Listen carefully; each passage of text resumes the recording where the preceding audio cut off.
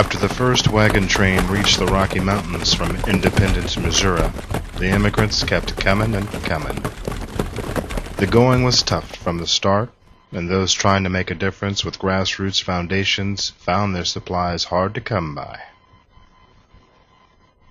Out of a sense of patriotism and a desire to help their fellow man, many established companies, such as Symantec, Adobe, and Minisoft, donated vast amounts of vital supplies to the hard-working men and women trying to make a difference. Assuring that the donations reached the most desolate of areas was no small task. Out of the chaos rose a dynamic duo, the Ben Horn Ranger and his saxophone-playing Kimosabe Bruce Tonto.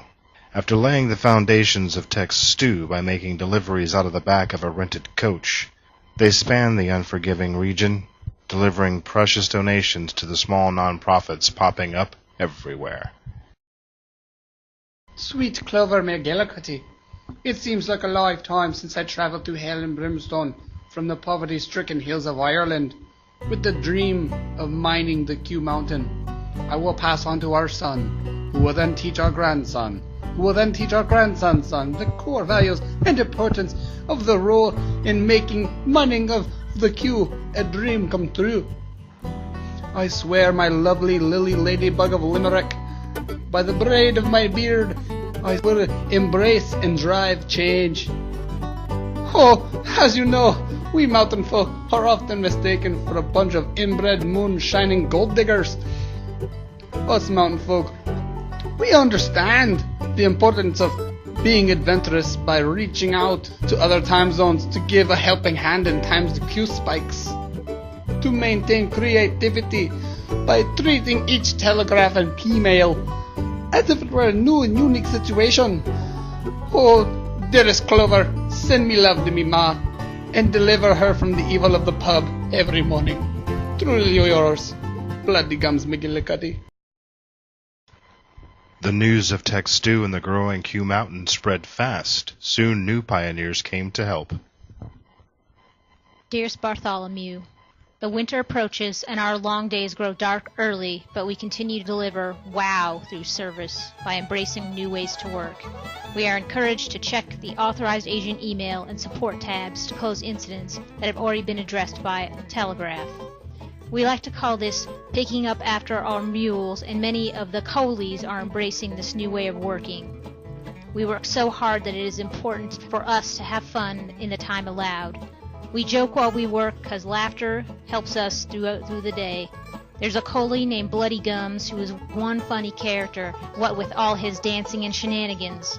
The poor fellow lost a tooth during one of his Irish jigs, and I didn't have the heart to tell him that it got stuck in his beard.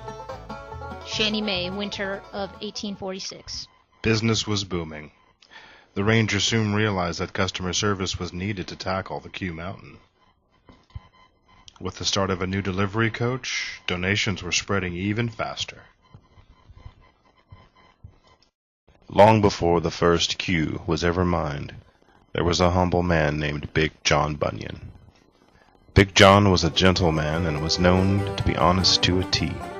His friends knew John as a man who kept his promises, and he was respected for his kind ways and ability to listen to people who needed an ear. As the Q mines grew, more mountain folk rushed to assist with the task of creating order from disorder and clarity from confusion. Big John headed west, for he knew the path to clearing the Qs was to approach them with a humble attitude and the desire to create honest relationships that would garner respect and trust. Because of his ability to respond to solicitations for help from his fellow miners, Big John was able to establish himself as a guide to all those who sought work within the mines, and was treated with respect and awe, because while he had much knowledge, he was willing to share it with anyone who asked for help without judgment or snarky attitude. Over time, Big John's name grew as large as his stature. Along with his trusty companion Copper, the little fluffy mining dog, Big John Bunyan became known through all of Q Mountain. If the legend sounds familiar to you, it should.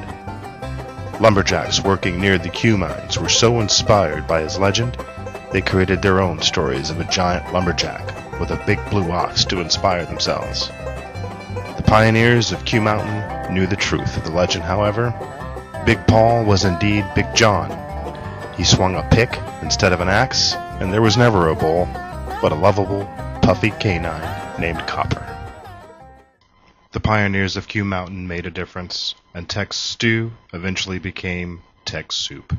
The Ben Horn Ranger and his descendants called upon aid, and they came to help make this one of the most giving organizations on the planet. Say your prayers